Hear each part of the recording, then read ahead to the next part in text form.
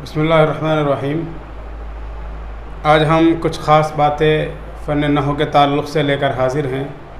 पिछले सबक में कलमे की बहस शुरू की गई थी और कलमे की दो किस्में मुरक्कब मुफ़ीद और मुरक्कब गैर मुफ़ीद को बयान किया गया था। उसी तफसील को ज़रा आगे बढ़ाते हैं और उस सिलसिले को मज़ीद आगे लेकर चलते हैं। मुरक्कब मुफ़ीद के बाद मुरक्कब गैर मुफ़ीद को हमने बयान किया था और मुरक्कब गैर मुफ़ीद की हम दो किस्में बयान कर चुके थे, एक मुरक्कब इज़ाफ़ी और दूसरे मुरक्कब तौसीफ़ी। मुरक्कब तौसीफ़ी के बाद कुछ किस्में और भी आप देख सकते हैं बोर्ड पर, जिन्हें हम मुरक्कब गैर मुफ़ीद में शामिल कर लेते हैं। मुरक्कब बिनाई, मुरक्कब मने सर्फ़, मुरक्कब इशारी, मुरक्कब मौसूली और मुरक्कब सौती। तकरीबन 7 किस्में यहाँ बयान की गई है मुरक्कब गैर मुफ़ीद की, जुमला गैर मुफ़ीदा की। मुरक्कब बिनाई भी जुमला गैर मुफ़ीदा में शामिल है और मुरक्कब मने सर्फ़ भी। मुरक्कब बिनाई, मुरक्कब मने सर्फ़ तकरीबन एक ही चीज़ होती है, बहुत ज़्यादा फ़र्क नहीं है। मुरक्कब बिनाई उसको कहते हैं कि आदाद को, जो अलग अलग आदाद हैं उनको एक कर लिया जाए। 11 से 19 तक, 11 से 19 तक के जो आदाद हैं इनको हम मुरक्कब बिनाई में शामिल करते हैं। आगे मैंने लिखा है कि अहदा व अशरा, असल में क्या है, अहदुन व अशरुन थे। उर्दू में आप इस्तेमाल करते हैं एक ही इकाई और एक ही दहाई, 10 और 1 11, 10 और 1 11, बिल्कुल वही तरतीब है। यहाँ पर दरमियान में हर्फ अत्फ है वाव, उस हर्फ अत्फ को क्या कर दिया गया, हज़फ कर दिया गया। असल में तो अहदुन व अशरुन, हर्फ अत्फ को हज़फ करके दोनों कलिमों को मुरक्कब बना लिया गया, मुरक्कब बिनाई बना लिया गया। और मुरक्कब बिनाई के जो दोनों कलिमे होते हैं फ़तह पर मबनी होते हैं। इसी तरह आप 11 से 19 तक के जो आदाद हैं उनको आप क्या पढ़ते हैं, फ़तह पर मबनी। अहदा अशरा, इसना अशर, सलासा अशर, अरबा अशर, खमसा अशर, सित्ता अशर, सबा अशर, तिसा अशर, दोनों फ़तह पर मबनी होते हैं। तो मुरक्कब बिनाई इसको कहते हैं कि आदाद का जो इकाई और दहाई है आदाद की, दोनों के दरमियान में एक हर्फ अत्फ होता है, उस हर्फ अत्फ को हज़फ करके दोनों को एक बना देते हैं। पहले वो अलग अलग थे लेकिन अब दोनों एक बन गए, उसी को हम मुरक्कब बिनाई कहते हैं और दोनों जुज़ फ़तह पर मबनी होते हैं। ये भी मुरक्कब गैर मुफ़ीद में शामिल है। मुरक्कब मने सर्फ़, मुरक्कब मने सर्फ़ और मुरक्कब बिनाई तकरीबन एक ही चीज़ है। बुनियादी एक फ़र्क होता है, अगर दो अलग अलग कलिमों के दरमियान हर्फ अत्फ मौजूद हो उसको मुरक्कब बिनाई कहेंगे।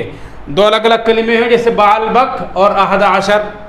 अब असल देखें अहदुन व अशरुन बाल बक, ऊपर और नीचे में क्या फ़र्क है, ऊपर वाले के दरमियान में हर्फ अत्फ महज़ूफ़ किया गया है, मौजूद था लेकिन यहाँ हर्फ अत्फ मौजूद नहीं है। दो अलग अलग कलिमों को मिलाकर एक करने का नाम मुरक्कब बिनाई भी है, मुरक्कब मने सर्फ़ भी है। मुरक्कब बिनाई में दो कलिमों के बीच में हर्फ अत्फ होता है, उसको हज़फ कर देते हैं, और मुरक्कब मने सर्फ़ में दोनों के बीच में हर्फ अत्फ नहीं होता, दोनों को मिलाकर एक कर देते हैं। दोनों मुरक्कब इम्तिज़ाजी बन जाते हैं, यानी जो अलग अलग कलिमे थे अब वो हमेशा के लिए एक हो गए। बाल अलग माने का हामिल है, बक अलग माने का हामिल है, लेकिन दोनों को मिलाकर हमने एक जगह का, एक आदमी का नाम रख दिया। बाल बक एक जगह का नाम है, अलग अलग थे पहले, ये एक बुत का नाम, एक बानी शहर का नाम है, लेकिन दो अलग अलग थे, दोनों को मिलाकर हमने एक का नाम रख दिया। अब ये कभी भी जुदा नहीं हो सकते और दरमियान में कोई हर्फ अत्फ़ी मौजूद नहीं है। अलग अलग कलिमों को मिलाकर एक किया जाए, दरमियान में कोई हर्फ अत्फ़ ना हो, उसी का नाम मुरक्कब मने सर्फ़। एक होता है मुरक्कब इशारी, इशारा मुशार इलैह के जुमले को मुरक्कब इशारी कहते हैं। जैसे मैंने मिसाल लिखी हाज़र रजुल। अब जाहिर बात है हाज़र रजुल से बात आपकी पूरी समझ में नहीं आएगी।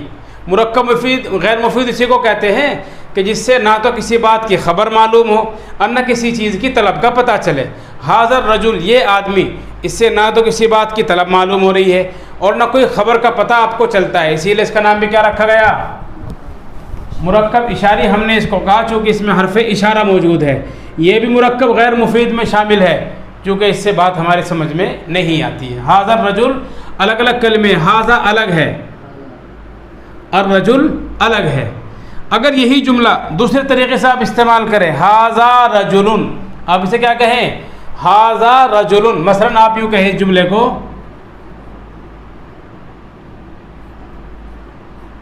हाज़ा रजुलुन, ये आदमी है। जब आप इसको हाजा रजुल कहेंगे फिर ये मुरक्कब गैर मुफीद में शामिल नहीं होगा, फिर ये बन जाएगा मुरक्कब मुफीद, फिर हाजा मुब्तदा और रजुल उसकी ख़बर बन जाएगी, ये मुरक्कब गैर मुफीद नहीं रहेगा। इसलिए मैंने मिसाल क्या लिखी, हाज़र रजुलु, अब ये मुरक्कब गैर मुफीद है। नंबर 6 है मुरक्कब मौसूली, यानी इसमें मौसूल सिले का इस्तेमाल किया गया। आपको मालूम होना चाहिए मौसूल अपने सिले से मिलकर मुकम्मल जुमला कभी नहीं बनता, जुमले का एक जुज़ बनता है। और जब मुकम्मल जुमला नहीं बनता तो ना तो उससे हमें कोई तलब मालूम होगी और ना कोई फ़ायदा हमें ख़बर का हासिल होगा। और जिस जुमले से ना कोई तलब मालूम हो ना कोई ख़बर का हमें पता चले, उसी जुमले को हम क्या कह देते हैं, जुमला गैर मुफीदा कह देते हैं, और उसी का नाम मुरक्कब गैर मुफीद है। और ये सारी किस्में किसकी बयान की जा रही है, मुरक्कब गैर मुफीद की। अल्लज़ी जाअनी, अल्लज़ी अलग है और जाआ उससे अलग है, दो अलग अलग कलिमे हैं, दोनों को मिलाकर हमने एक किया, मौसूल सिला मिल गया, लेकिन माक़बल में न माबाद में कुछ नहीं है, इसलिए इससे बात मुकम्मल समझ में नहीं आएगी, न कोई तलब और न कोई ख़बर। और जिस जुमले से तलब या ख़बर हासिल ना हो उसी को हम क्या कहते हैं, मुरक्कब गैर मुफीद कहते हैं। ये मुरक्कब गैर मुफीद की छठी किस्म है। नंबर 7 मुरक्कब सौती, सीब वह, सीब वह, ये जुमला दो अलग अलग कलिमों से मिलकर बना है। एक लफ्ज़ है और एक कलिमा है सीब और दूसरा कलिमा है क्या, वह, दो अलग अलग कलिमों से मिलकर बना है। जैसे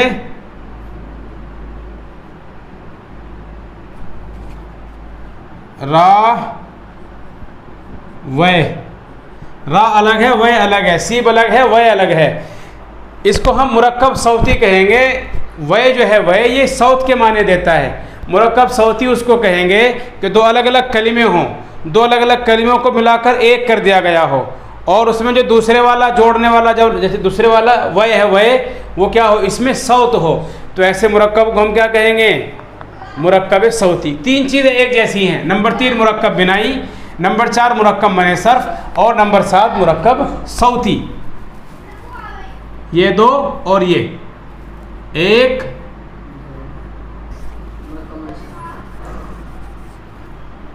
दो और 3, ये तकरीबन तीनों चीज़ें एक जैसी है, बस थोड़ा थोड़ा फ़र्क है। दो अलग अलग कलिमों को मिलाकर एक किया जाए, दरमियान में हरफ अत्फ हो, उसको हम कहेंगे मुरक्कब बिनाई।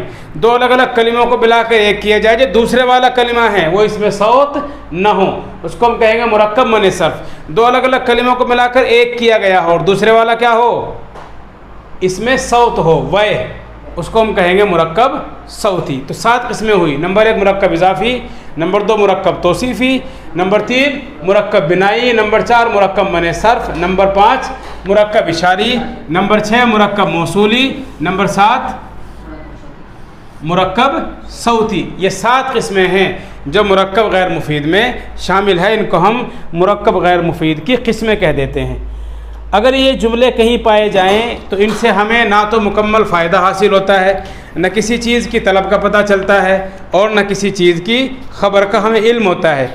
और जिस जुमले से न कोई ख़बर मिले न कोई तलब मिले उसी को हम क्या कहते हैं, मुरक्कब गैर मुफीद कहते हैं। तो ये 7 की 7 किस्में किसमें शामिल है, मुरक्कब गैर मुफीद में शामिल है। उसके बाद हमारी जो किताब है किताब उन्नहू, जो हमारा बेस है जिसके ज़रिए से हम ये सबक आगे बढ़ा रहे हैं, उसमें जो आगे बहस बयान की जाती है, जो बहस शुरू होती है, वो बहस शुरू होती है ख़ासियात की। कलिमात सलासा की ख़ासियतें, इसमें फ़ेल हर्फ की ख़ासियतें बयान की जा रही है। आपको मालूम होना चाहिए कि जब हम कोई लफ्ज़ बोलते हैं यानी कोई जुमला बोलते हैं तो जुमले में कम से कम 2 लफ्ज़ों का होना ज़रूरी है। कोई भी जुमला 2 लफ्ज़ों से कम नहीं होता। ये तो हो सकता है कि बाद जुमले ऐसे हैं कि लफ्ज़ों में एक नज़र आता है लेकिन हकीकत में वो भी क्या होते हैं, 2। किसी भी जुमले के लिए 2 कलिमों का 2 लफ्ज़ों का होना ज़रूरी है। 2 से कम में कोई जुमला नहीं बनेगा, ज़्यादा कितने भी हो सकते हैं उसमें। मसलन एक मिसाल दी गई है, कहा जाता है कि इज़रिब, क्या कहा जाता है, इज़रिब। बज़ाहिर ऐसा मालूम होता है कि एक ही लफ्ज़ है और मैंने भी क्या कहा, एक लफ्ज़ से कोई जुमला नहीं बनता।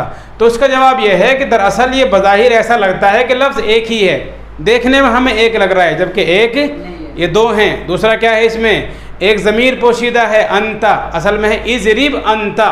तो 2 जुमलों से मिलकर 2 लफ्ज़ों से मिलकर क्या बना, ये जुमला बना।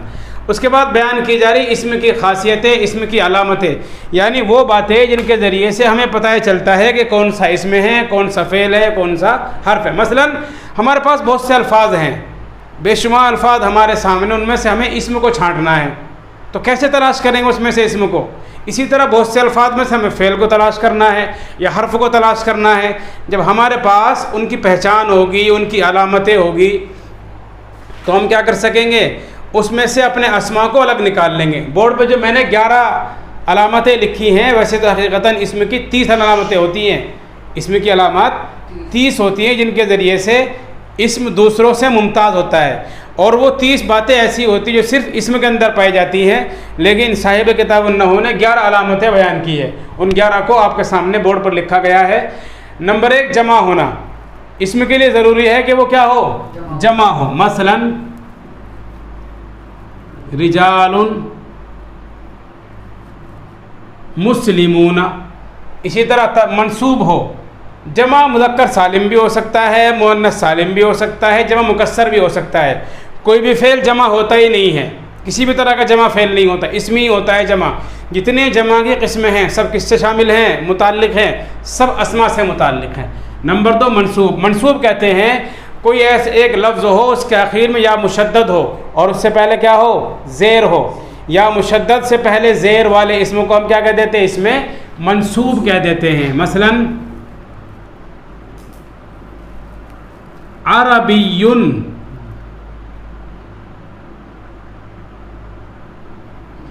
हिंदियुन, हिंदुस्तान का रहने वाला, जिसका किसी से कोई ताल्लुक़ ज़ाहिर करना हो, उसी को हम इसमें मंसूब कह देते हैं। नंबर 3, मुसग़्ग़र। मुसग़्ग़र के मख़सूस औज़ान है, फ़ाइलुन के वज़न पर कोई इसम आ जाए या फ़ाइलुन, उसके कई वज़न होते हैं। जिस इसम से छोटाई बयान करना मकसूद हो, किसी को छोटा करना हो, उसको हम क्या कहते हैं, मुसग़्ग़र। जैसे रुजैलुन, छोटा आदमी। इसी तरह से मिसाल के तौर पे वुलैदुन, छोटा लड़का। नंबर 4, उसके आखिर में तय तानीस मुतहर्रिका मिली हो। क्या हो उसके आखिर में, तय तानीस मुतहर्रिका हो। तय तानीस मुतहर्रिका का मतलब गोलता। तय तानीस मुतहर्रिका का मतलब क्या हुआ, जिस इसम के आखिर में गोलता हो उसको हम कहेंगे उसके आखिर में क्या मौजूद है, उसके आखिर में तय तानीस मुतहर्रिका मौजूद है। जैसे आपने पढ़ा होगा इसमें फ़ाइल का बयान, इसमें मफ़ूल का बयान, ज़ारिबुन, ज़ारिबानी, ज़ारिबून, ज़ारिबतुन, जो गोलता होती है, गोलता, उसी को हम क्या कहते हैं, तय तानीस मुतहर्रिका कहते हैं। जैसे क़ाइमतुन, मुमिनतुन, ये जो गोलता है, गोलता, इसी गोलता को हम क्या कहते हैं, तय तानीस मुतहर्रिका कहते हैं। नंबर 5, किसी लफ्ज़ के शुरू में अलिफ लाम आ जाए। जैसे अलहम्दु, अलहम्दु, अर्रसूलु। अलिफ लाम का होना किसी लफ्ज़ के आखिर में इस बात की दलील है कि वो क्या है, इस्म है। या किसी इस्म के आखिर में आ जाए, शुरू में आ जाए, या ज़ैदुन, या अय्युहर रजुलु। या का आना इस बात की अलामत है कि अय्युहा भी और रजुल भी क्या है, इस्म है। तनवीन किसी इस्म के आखिर में आ जाए। जैसे आलिमुन, मुहम्मदुन। कोई इस्म मुज़ाफ हो, जैसे गुलामु ज़ैदिन।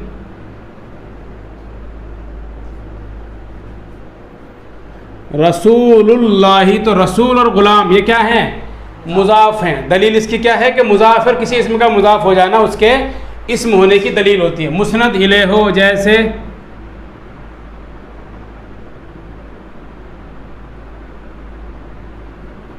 अल्लाहु गफ़ूरुन, अल्लाहु गफ़ूरुन, मुहम्मदुन रसूलुन। अल्लाह मुस्नद इलैह है, गफ़ूर की निस्बत अल्लाह की तरफ हो रही है, और यहाँ रसूल की निस्बत मोहम्मद की तरफ। तो मोहम्मद भी इस्म और अल्लाह भी इस्म है। मौसूफ़ हो, जैसे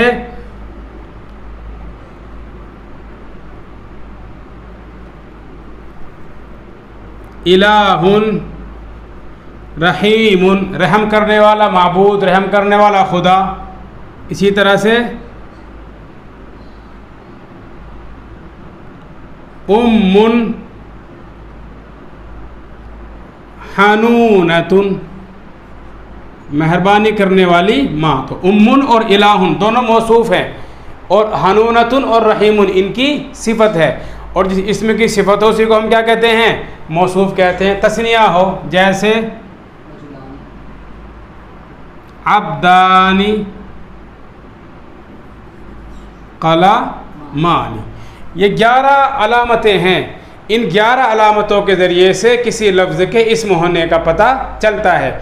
अगर ये 11 बातें किसी के अंदर पाई जाएं तो इसका मतलब यह है कि वो लफ्ज़ क्या है? ना तो फ़ेल है ना हर्फ है, बल्कि वो क्या है? इस्म है।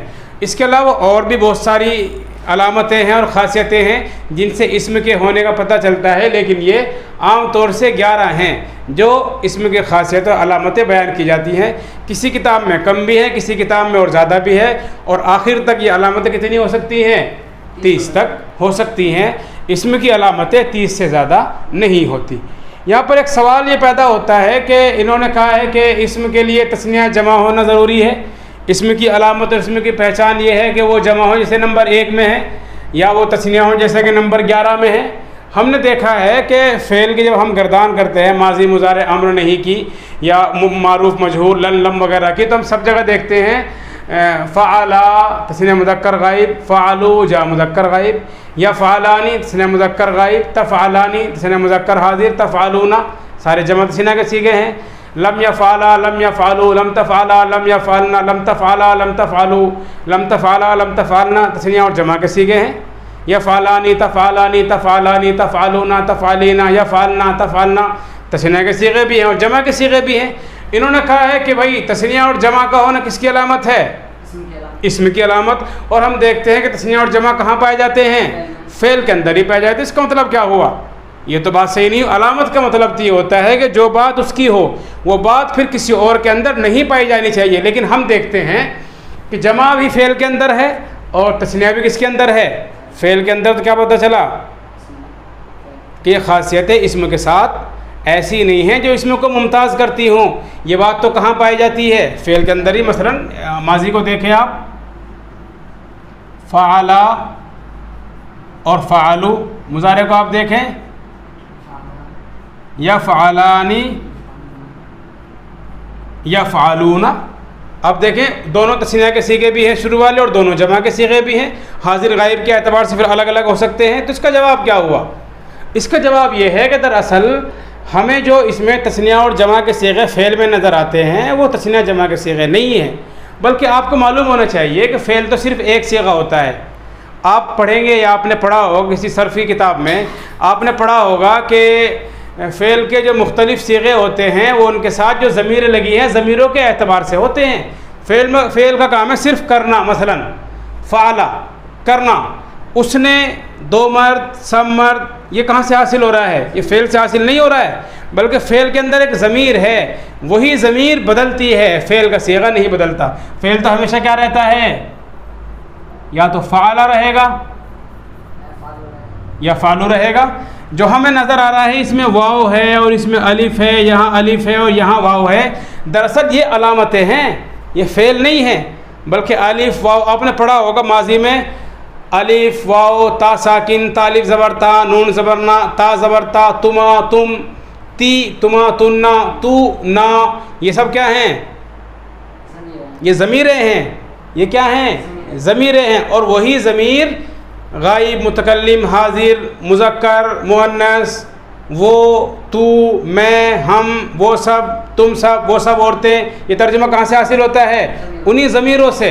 तो तस्निया और जमा, मुज़क्कर या मुअन्नस, गायब, हाजिर या मुतकल्लिम, वो फ़ेल कुछ नहीं होता, वो सब क्या होती हैं? ज़मीर। और ज़मीर क्या होती है भाई? इस्म होती है। तो पता है चला, हमें ऐसा नज़र आता है फ़ेलों में कि फ़ेल तस्निया का सीगा भी होता है और फ़ेल जमा का सीगा भी होता है, जबकि ऐसा कुछ भी नहीं है। फ़ेल सिर्फ क्या होता है? फ़ेल सिर्फ वाहिद का सीगा होता है, ना उसमें गायब होता, ना हाजिर, ना मुतकल्लिम, ना तस्निया, ना जमा, ना मुज़क्कर और ना मुअन्नस। ये सब बातें कहाँ से पाई जाती हैं? ज़मीरों से पाई जाती है। और ज़मीरें क्या होती हैं? इस्म होती हैं। तो अगर अच्छे बज़ाहिर हमें ऐसा लगता है कि फ़ेल में तस्निया और जमा के सीगे होते हैं, लेकिन हकीकत इसके बरखिलाफ़ है। फ़ेल में ना तो तस्निया के सीगे होते हैं और ना ही जमा के सीगे होते हैं। तो आपके जहनों में जो एक सवाल और इश्काल पैदा हुआ था, जहन में एतराज़ आया था कि तस्निया और जमा तो फ़ेल भी होते हैं, इस बात से आपकी ये बात क्लियर और वाज़ेह हो जानी चाहिए कि फ़ेल न तस्निया होता है न जमा, बल्कि फ़ेल के अंदर ज़मीरें होती हैं, वही तस्निया होती हैं, वही जमा होती है, वही गायब, वही हाजिर, वही मुतकल्लिम, वही मुज़क्कर और वही मुअन्नस होती है। आज के लिए इतना ही, बाकी इंशाअल्लाह फ़ेल और हर्फ की अलामतें और उसके बाद कुछ ज़रूरी बातें कल लेकर हाजिर होंगे। तब तक के लिए इजाज़त दीजिए और गुजारिश है कि चैनल को देखते रहें, दूसरों को भी इस्तिफ़ादे का मौका दें। अल्लाह आपको खुश रखे। अस्सलामु अलैकुम व रहमतुल्लाहि व बरकातुहू।